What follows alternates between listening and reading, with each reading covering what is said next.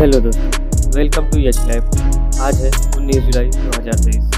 आज हम डिस्कस करेंगे गुप्त वंश के जो बचा हुआ सेकंड पार्ट के बारे में। ठीक है, तो बिना देरी किए वीडियो को शुरू करते हैं।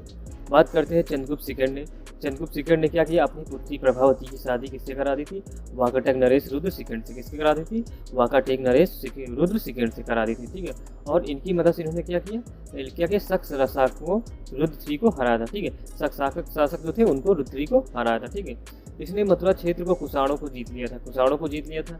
महरौली के जो महरौली का लौह स्तंभ है उससे क्या है, उस अभिलेख से क्या पता चलता है, चंद्रगुप्त सेकंड ने बनवाया है। ठीक है, यानी महरौली लौह स्तंभ अभिलेख है उसे किसने? चंद्रगुप्त सेकंड ने बनवाया था। ठीक है, इसी अभिलेख से हमें इसका नाम क्या मिलता है? चंद्र मिलता है। यानी चंद्रगुप्त सेकंड का जो नाम चंद्र है कहाँ से मिलता है? महरौली लौह स्तंभ अभिलेख से। ठीक है, अगर बात करें सांची की स्तंभ लेख की, तो ठीक है, सांची की जो स्तंभ लेख उस समय ये पता चलता है कि भूमिदान इसने शुरू की थी। ठीक है, और भूमि मतलब छोटी टुकड़ा नहीं, पूरा का गांव पूरा क्या कर देते थे?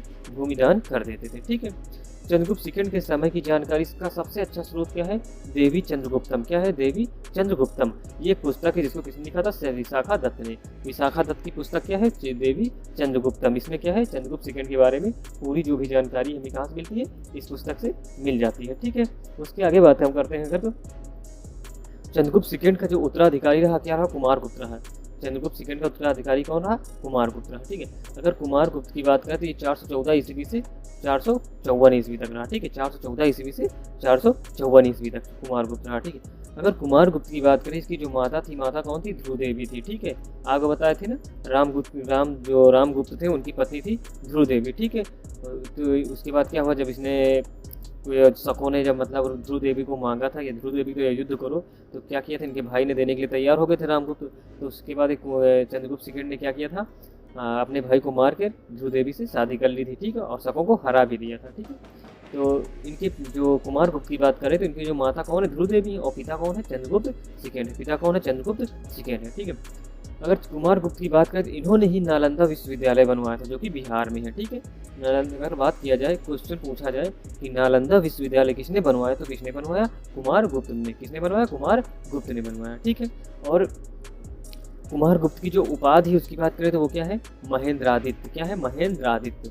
यानी कुमारगुप्त की उपाधि क्या है? महेंद्रादित्य। ठीक है, यानी कुमारगुप्त ने क्या किया? मोर और कार्तिकेय के आकार के सिक्के चलवाए। ठीक, और सिक्के क्या थे? चांदी के थे। इससे हमें ये पता चलता है कि जो कुमारगुप्त था वो शैव धर्म का अनुयायी था। किसका अनुयायी था?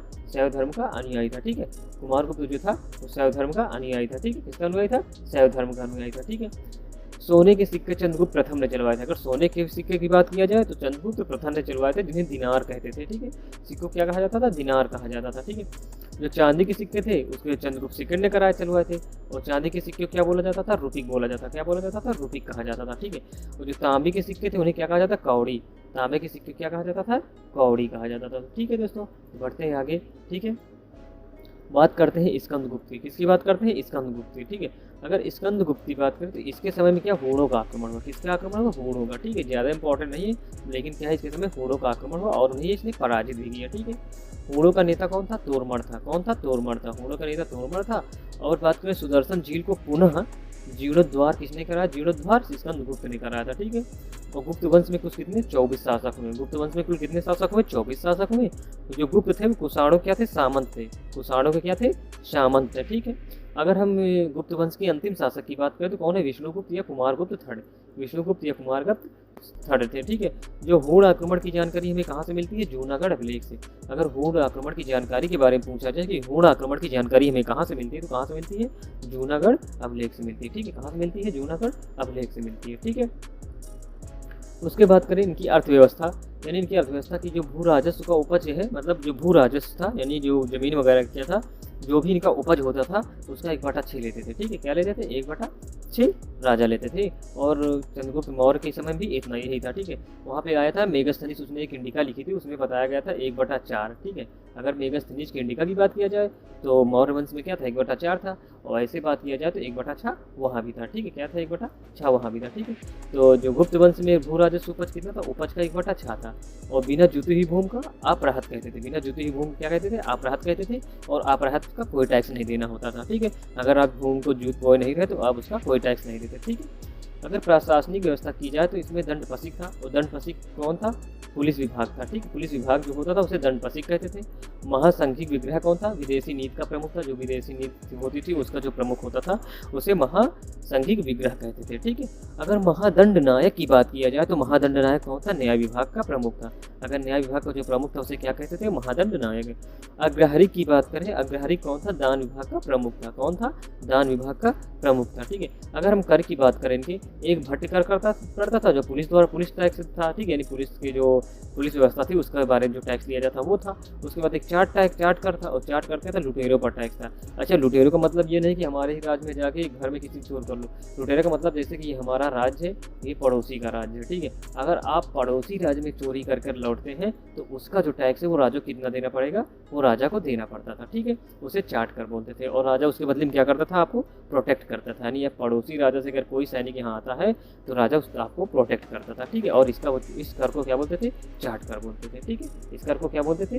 चार्ट कर बोलते थे, ठीक है। तो ठीक है दोस्तों, हम बात इसके बाद करते हैं मंदिर की, ठीक है। और सबसे इम्पोर्टेंट है इनमें क्या है? मंदिरों में, गुप्त वंश में मंदिरों में, ठीक है। इसीलिए गुप्त वंश को क्या बोला गया? भारत का स्वर्ण युग बोला गया, ठीक है। इसमें तिगवा विष्णु मंदिर की बात करा जाए तो तिगवा विष्णु मंदिर कहाँ है? ये मध्य प्रदेश में। तिगवा विष्णु मंदिर कहाँ है? मध्य प्रदेश में है। भुमरा शिव मंदिर की बात किया जाए, ये कहाँ? ये भी मध्य प्रदेश में है। दशावतार विष्णु मंदिर की बात किया जाए, ये कहाँ? उत्तर प्रदेश, झांसी में है। अगर एरण विष्णु मंदिर की बात किया जाए तो ये मध्य प्रदेश में है, ठीक है। अगर भीतर गांव लक्ष्मण मंदिर की बात किया जाए तो ये कहाँ है? कानपुर में है। अजंता की गुफाएं कितनी है? टोटल 29 है। और किसको? ये कब की बनी हुई? गुप्त वंश शासकों द्वारा बनवाई गई है, ठीक है, जो कि औरंगाबाद में है। अगर इसी की बात की 1983 में यूनेस्को में शामिल हुआ, ठीक है। यूनेस्को में अजंता की गुफाएं भी 1943 में शामिल हो गया, ठीक है। तो ठीक है दोस्तों, आज के लिए इतने हैं, ठीक है। उसके बाद एक और बचता है, इसको भी पढ़ लेते हैं आज ही, फिर आगे बढ़ते हैं, ठीक है। थानेश्वर का पुष्प बोधि वंश। थानेश्वर का पुष्प बोधि वंश, ये पड़ता कहाँ था? ये हरियाणा के आसपास पड़ता था। कहाँ पड़ता था? हरियाणा के आसपास पड़ता था, ठीक है। ये पड़ता था हरियाणा के आसपास, ठीक है, यहाँ के आसपास पड़ता था थानेश्वर का पुष्पभूति वंश, ठीक है। अगर इसके संस्थापक की बात करें तो कौन है? पुष्पभूति। संस्थापक कौन है? पुष्पभूति, ठीक है। पुष्पभूति का उत्तराधिकारी कौन है? प्रभाकर वर्धन है। कौन है? प्रभाकर वर्धन है। प्रभाकर वर्धन के 2 पुत्र थे तथा एक पुत्री थी, और पुत्र का नाम था राजवर्धन तथा हर्षवर्धन, और पुत्री कौन थी? राजश्री थी, ठीक है। प्रभाकर वर्धन ने राजश्री की शादी अवंती वर्मन से कर दिया, ठीक है। और अवंती वर्मन के पुत्र जो थे उनसे ग्रहवर्मन, यानी प्रभाकर वर्मन ने राजश्री की शादी किससे कर दी थी? अवंती वर्मन के पुत्र ग्रहवर्मन से कर दी, ठीक है। और इसी ग्रहवर्मन को ही शशांक और देवगुप्त मिलकर ने क्या कर दिया था? इनकी हत्या कर दी थी, और राजश्री को क्या कर लिया था? अपहरण कर लिया था। एक्चुअली क्या था, जैसे हम बात करते हैं, ये भारत का मैप है, ठीक है। ये हमारा क्या था? अवध था, ठीक है। ये बंगाल में कौन था? शशांक था, और यहाँ पे क्या था? ये देवगुप्त था, ठीक है। लगभग मालवा के क्षेत्र के आसपास कौन था? देवगुप्त था। तो क्या हुआ था, और इधर के शासकों को करना था ये पूरा राज किसका था? इसका था, क्या नाम है? पुष्पभूति का। कहने का मतलब है पुष्पभूति वंश का था, ठीक है, गुप्त वंश का पूरा था। तो इस राज्य से इन्होंने क्या? शादी का संबंध लिया ताकि हमारा राज्य क्या हो? प्रोटेक्ट रहे, ठीक है। इन्होंने शादी का संबंध लिया इसी से, और इन दोनों ने मिलकर क्या किया? इसको अपहरण कर लिया, ठीक है। और क्या कर दिया? किसको? ग्रहवर्मन की हत्या कर दी, और राजश्री को अपहरण कर लिया, ठीक है। तो उस समय शादी का संबंध बस राज सीमा सुरक्षा के लिए, ज़्यादातर राजाओं के बीच तो यही होता था, सीमा सुरक्षा के लिए तथा राज्य विस्तार के लिए शादी संबंध उस समय हुआ करता था, ठीक है। तो बात करते हैं, ठीक है दोस्तों, आज के लिए इतना ही। तो मिलते हैं नेक्स्ट वीडियो में, ठीक है। नेक्स्ट वीडियो मिलते हैं ये चैनल पर सेम टाइम पे, ठीक है। अगर वीडियो आपको अच्छा लगा हो तो लाइक कीजिएगा, सब्सक्राइब कीजिएगा और शेयर कीजिएगा।